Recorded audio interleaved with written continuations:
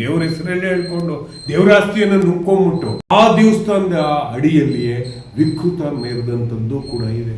ತಿರುಪತಿಯಲ್ಲಿ ಬೇರೆ ಕೊಬ್ಬನ್ನ ಬೆರೆಸಿ ಲಾಡ್ ಮಾಡೋದು. ಶ್ರೀ ಮಂಜುನಾಥನ ದೇವಸ್ಥಾನದಲ್ಲಿ ಬರುವ ಆದಾಯದಲ್ಲಿ ವ್ಯಾಪಾರ ವಹಿವಾಟನ್ನು ಮಾಡಿಕೊಂಡು ಅಲ್ಲಿಯೂ ಶೋಷಣೆ ಮಾಡಿದ್ರು, ಭೂಗಳ್ಳರಾಗ್ಬಿಟ್ರು. ಇದೆಲ್ಲ ಏನು ತೋರಿಸ್ತಾ ಇದೆ ಅಂತ ಹೇಳಿದರೆ, ಹಣ ಸೇರಿದ ಕೂಡಲೇ, ಸಂಪತ್ತು ಸೇರಿದ ಕೂಡಲೇ ಮೃದುವಾಗಿ ಮಾನವೀಯತೆ ಪ್ರತಿಧ್ವನಿಸಬೇಕಾದಂಥ ಜನರು ವಿಕೃತರಾಗುವಂಥದ್ದು, ಕ್ರೌರ್ಯವನ್ನು ಮೆರೆಯುವಂಥದ್ದು ತೋರಿಸುವಂಥ ಪ್ರಕ್ರಿಯೆಗೆ ಚಾಲನೆ ಕೊಡ್ತಾ ಇರುವಂಥದ್ದು ನಮಗೆ ಗಾಬರಿ ಹುಟ್ಟಿಸುತ್ತೆ ಸರ್. ಇಲ್ಲೆಲ್ಲೋ ರೈತರು ನಾವು ಬಾಯಿ ಬಿಡ್ಕೊಳ್ತಾ ಇದ್ದೀವಿ, ಹುಲಿ ಬಂತು, ಆನೆ ಬಂತು, ನಮ್ಮ ಬೆಳೆಗಳು ತಿಂತು ಸಾಯಿಸ್ತಿದ್ದಾರೆ ಅಂತೇಳಿ. ಇವತ್ತಾಗಲೇ ಹುಲಿ ಸಫಾರಿಗೆ ಕೊಡುವಂಥದ್ದು. ದುಡ್ಡಿರೋರು ಸರ್ ನೋಡೋರು ಹುಲಿನ. ಮೊನ್ನೆ 4 ದಿವಸ ಬೆಳೆಕಾಯಿ ಕಳ್ಳಿ ಗೊತ್ತಾಗತ್ತೆ, ಸುಮ್ಮನೆ ಯಾರು ಮಾತಾಡ್ತಾ ಇಲ್ಲ. ಆನೆ ಬಂದು ತುಳಿತಾವೆ. ಈ ಬೆಳೆ ಕಾಯ್ಕೊಳ್ಳಿ, ತುಳಿಯೋದು ಪ್ರಾಣಿಗಳ ಸಹಜ ಪ್ರವೃತ್ತಿ. ಅವನ್ನೆಲ್ಲ ನೋಡೋದು, ಅವನ್ನೆಲ್ಲ ಆಟ ಆಡಿಸೋದು, ಅವ್ರುಗಳಿಗೆ ಮಾದರಿಗಳಿಲ್ಲ, SOPಗಳಿಲ್ಲ.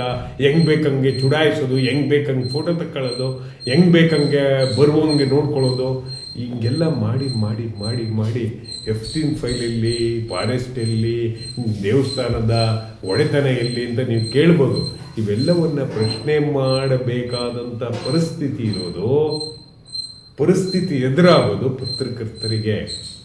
ಯಾಕೆಂದರೆ ಅಷ್ಟೊಂದು ಸ್ವಾತಂತ್ರ್ಯ ಕೊಟ್ಟಾಗ ನೀವ್ಯಾಕೆ ಪ್ರಶ್ನೆ ಮಾಡಲ್ಲ?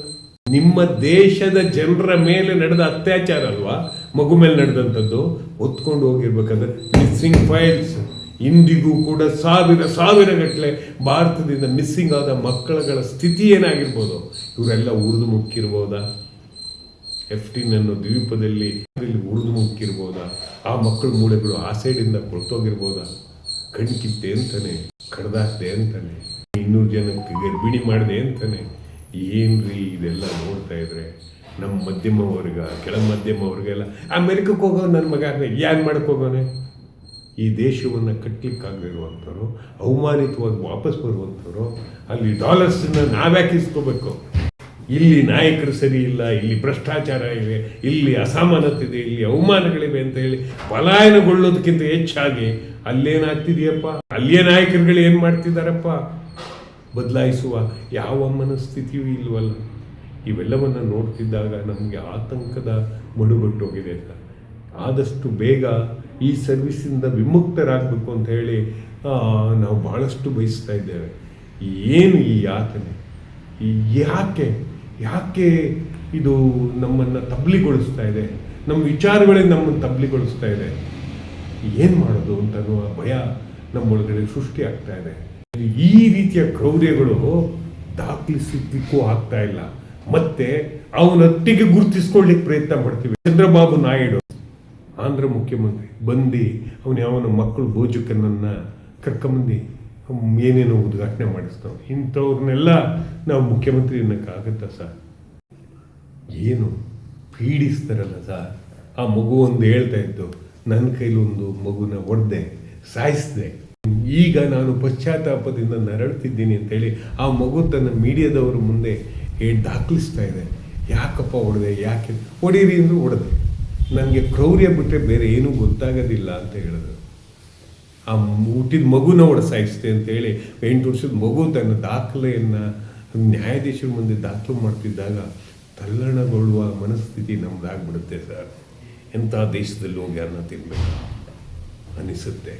ಈ ಮಕ್ಕಳುಗಳ ಉರಿದು ಮುಕ್ಕುವಂಥ ಕಿರಾತಕರ ನಡುವೆ ನಾವು ಬದುಕ್ತಿದ್ದೇವಲ್ಲ, ನಾವು ಜಯಂತಿದ್ದೇವಲ್ಲ, ಯಾಕೆ ನಾವು ಪ್ರಶ್ನೆ ಮಾಡ್ತಿಲ್ಲ? ಮೊದಲು ಇವನ್ನೆಲ್ಲ ಗಲ್ಲಿಗಾಕಿ ಒಬ್ಬ ತಲೆಯುಡುಕನೊಟ್ಟಿಗೆ ಗುರುತಿಸ್ಕೊಂಡಿರುವಂಥ ಅಂಶವನ್ನು ಆ ಪೆಟ್ರೋಲಿಯಂ ಮಂತ್ರಿ ಹೆಮ್ಮೆಯಿಂದ ಮೀಡಿಯಾದ ಮುಂದೆ ಹೇಳ್ತಾನೆ ಅಂದರೆ ನಿನ್ನನ್ನು ಯಾಕೆ ಗಲ್ಲಿಗೆ ಹಾಕಬಾರ್ದು ಅಂತ ನೀನು ಬಯಸಲ್ಲ ಅನ್ನುವ ಒಂದೇ ಒಂದು ಪ್ರಶ್ನೆ ನನ್ನ ಮಾಧ್ಯಮ ವರ್ಗದ ಮಿತ್ರರಿಂದ ಬರಲಿಲ್ಲ.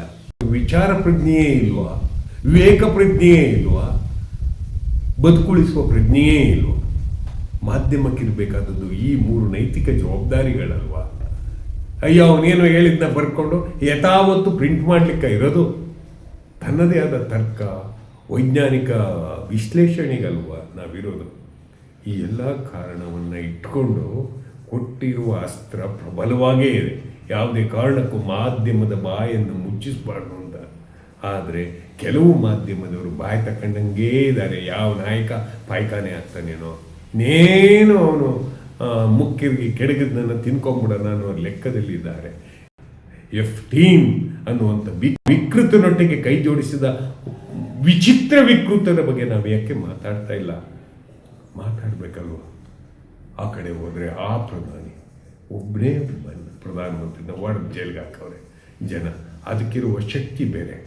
ಫೆಡರಲ್ ಬ್ಯೂರೋ ಆಫ್ ಇನ್ವೆಸ್ಟಿಗೇಷನ್ ಅವರು ಇಷ್ಟು ಮಕ್ಕಳು ಕಾಣೆಯಾದಾಗ ತನ್ನ ದೇಶದೊಳಗಡೆ ಒಳನುಗ್ಗಿ 3 ಲಕ್ಷ ಈಗ ಬರೀ ಬಿಡುಗಡೆ ಆದಂಥವು ಇದ್ದಾವೆ ಅಂತ ಹೇಳಿದರೆ ಅವರೆಲ್ಲರೂ ಫೇಲ್ಯೂರ್. ಬೇರೆ ದೇಶದಲ್ಲಿ ಎಲ್ಲೋ ಗಾಂಜಾ ಇತ್ತು ಅಂತ ಹೇಳ್ತಾರೆ, ಬೇರೆ ದೇಶದಲ್ಲಿ ಎಲ್ಲೋ ಅಣು ಬಾಂಬ್ ಇತ್ತು ಅಂತ ಹೋಗಿ ಯುದ್ಧ ಮಾಡ್ತಾರಲ್ಲ. ಇರಾನ್ ಆ್ಯಂಡ್ ಇರಾಕ್ ಅವ್ರವ್ರ ದೇಶದ ನಾಯಕರನ್ನು ಅವ್ರವ್ರ ದೇಶದಲ್ಲಿಯೇ ಮುಗಿಸ್ತಾರಲ್ಲ. ಈ ಕಿರಾತಕರಿಗೆ ಏನು ಹೇಳೋಣ? ಇನ್ವೆಸ್ಟಿಗೇಷನ್ ಅಂತೆ, ಬದನೇಕಾಯಿ ಇನ್ವೆಸ್ಟಿಗೇಷನ್. ನೋಡಿ ಸರ್, ಇವ್ರು ಯಾರಿಗೂ ಗೊತ್ತಾಗ್ತಾ ಇಲ್ಲದಿರುವಂಥದ್ದು ಏನಿದೆ. ಈ ಅನಿಲ್ ಅಂಬಾನಿ ಮಕ್ಕಳ ಪೀಡಕನೊಟ್ಟಿಗೆ ಗುರ್ತಿಸ್ಕೊಂಡಿದ್ದಾನೆ ಇವನು ಅಂತ ಹೇಳಿದರೆ, ಧೀರೋಭಾಯಿ ಅಂಬಾನಿಯ ಹೊಟ್ಟೆ ಒಳಗಡೆ ಏನು ಉಟ್ಬಿಟ್ಟು ಇವು ಆಳೋದು. ಇಷ್ಟೊಳಗಡೆ ಇವನನ್ನ ಅರೆಸ್ಟ್ ಮಾಡಬೇಕು. ರಾಹುಲ್ ಗಾಂಧಿ ಸ್ಪಷ್ಟವಾಗಿ ಹೇಳಿದ್ದಾರೆ, ಅರೆಸ್ಟ್ ಮಾಡಿ. ಅರೆಸ್ಟ್ ಮಾಡ್ತಿಲ್ಲ ಇವನ್ನ. ಎಲ್ಲೋ ಹೋಗಿ ದುಡಿತಾ ಇದೀವಿ 12 ಗಂಟೆ ದುಡಿಸ್ಕೊತಾರೆ. ಅವ್ರಿಗೆ ಮತ್ತೊಬ್ಬರಿಗೆ ಏನು ವ್ಯತ್ಯಾಸ? ಬೆಳಿಗ್ಗೆ ಕೂತ್ಕೊಂಡು ಈ ಕಡೆ ಹೆಂಡ್ತಿಗೂ ಟೈಮ್ ಕೊಡಲ್ಲ, ಮಕ್ಳಿಗೂ ಟೈಮ್ ಕೊಡಲ್ಲ. ಯಾರೇನೇ ಹೊತ್ಕೊಂಡು ಹೋದ್ರು ಅವರಾಯ್ತು, ಅವ್ರ ಕೆಲಸ ಆಯಿತು, ದುಡಿಬೇಕು. ಯಾರು ದುಡಿತಿರ್ರಿ? ತಿನ್ನೋದೊಂದು ಇಷ್ಟಕ್ಕೆ. ಎಲ್ಲವನ್ನು ಕಳ್ಕೊಂಡು ಬರುವಂಥ ಪರಿಸ್ಥಿತಿಯಲ್ಲಿ ಈ ಜಗತ್ತು ನಿಂತಾಗ, ತಮ್ಮನ್ನು ತಾವೇ ಬೆತ್ತಲೆಗೊಳಿಸ್ತಿರುವ ಜಗತ್ತಲ್ಲಿ ನಿಂತಾಗ ಯಾಕೆ ಲಂಗೋಟಿ ಗುಡುಕ್ತಿರಪ್ಪ ಅಂತ ಅಷ್ಟೇ ಹೇಳ್ಬೋದು ಸರ್. ನೋವಾಗಿದೆ. ಈ ಬಲಿಷ್ಠರ ಮೇಲೆ ಕಣ್ಣಿಡದೇ ಇರುವಂಥದ್ದು ನಮ್ಮ ದಾರುಣ ದುರಂತ. ತಲೆಡುಕರೊಟ್ಟಿಗೆ ಗುರುತಿಸಲ್ಪಟ್ಟಂಥ ನಾಯಕರುಗಳನ್ನು ಗಲ್ಲುಗ ಆ ಪ್ರಶ್ನೆಯನ್ನು ಕೇಳಬೇಕಾದದ್ದು ಮಾಧ್ಯಮದ ಅದಮ್ಯ ಕರ್ತವ್ಯ. ದೇಶದ ಕಾನೂನುಗಳಿಗೆ ಗೌರವವನ್ನು ತೋರದೆ ಕುಕೃತ್ಯಗಳನ್ನ ಮಾಡಿದರೆ ಅಥವಾ ಮತ್ತೊಂದು ಯಾವುದೇ ರೀತಿಯಾದ ತಪ್ಪುಗಳನ್ನು ಮಾಡಿದರೆ ಅವನನ್ನು ತತ್ಕ್ಷಣ ಅರೆಸ್ಟ್ ಮಾಡಿ ಈ ದೇಶದ ಕಾನೂನಿನ ಪರಿಪಾಠವನ್ನು ಹೇಳ್ಕೊಡ್ತೇವೆ.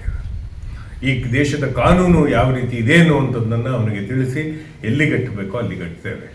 ಅದೇ ರೀತಿಯಾಗಿ ಜಸ್ಟಿನ್ ಫೈಲ್ಸಲ್ಲಿ ಇರ್ತಕ್ಕಂಥ ಅಂತಾರಾಷ್ಟ್ರೀಯ ನಾಯಕರುಗಳು ಆ ದೇಶದ ಕಾನೂನುಗಳಿಗೆ ಗೌರವಿಸದೆ ಅಲ್ಲಿರುವ ಮೈನರ್ ಮಕ್ಕಳುಗಳೊಟ್ಟಿಗೆ ಸೇರ್ಕೊಂಡಿರುವಂಥದ್ದು, ಆರೋಪಿಯೊಟ್ಟಿಗೆ ಗುರುತಿಸ್ಕೊಂಡಿರುವಂಥದ್ದು, ಇದನ್ನು ಮಾಡಿದಾಗ ನನ್ನ ದೇಶದ ಜನ, ನನ್ನ ನೆಲದಲ್ಲಿ ಆಗಲಿಲ್ಲ ಈ ಕುಕೃತ್ಯ, ಇನ್ನೊಂದು ದೇಶದಲ್ಲಿ, ಇನ್ನೊಂದು ದೇಶದ ಸಂವಿಧಾನದ ಅಡಿಯಲ್ಲಿ, ಇನ್ನೊಂದು ದೇಶದ ಕಾನೂನು ಸುವ್ಯವಸ್ಥೆ ಅಡಿಯಲ್ಲಿ ಮಾಡಿದ ಅಪರಾಧ ಅಂತ ಹೇಳಿ ಕೈ ಚೆಲ್ಲಿ ಕೂತ್ಕೊಳ್ಬೋದು.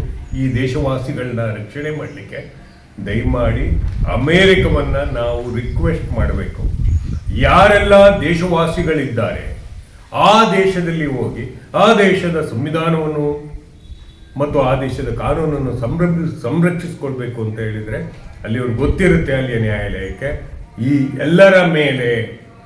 ಎಲ್ಲರ ಮೇಲೆ ಆರೋಪವನ್ನು ಹೊರಿಸಬೇಕಾಗಿದೆ ಅನ್ನೋದಷ್ಟೇ ನಾನು ಕೇಳ್ಕೊಳ್ಳುವಂಥದ್ದು. ಆ ನಿಟ್ಟಿನಲ್ಲಿ ಅಲ್ಲಿಯ ಸರ್ವೋಚ್ಚ ನ್ಯಾಯಾಲಯಕ್ಕೆ ಸ್ಪಷ್ಟವಾಗಿ ಪತ್ರವನ್ನು ಬರಿಬೇಕು.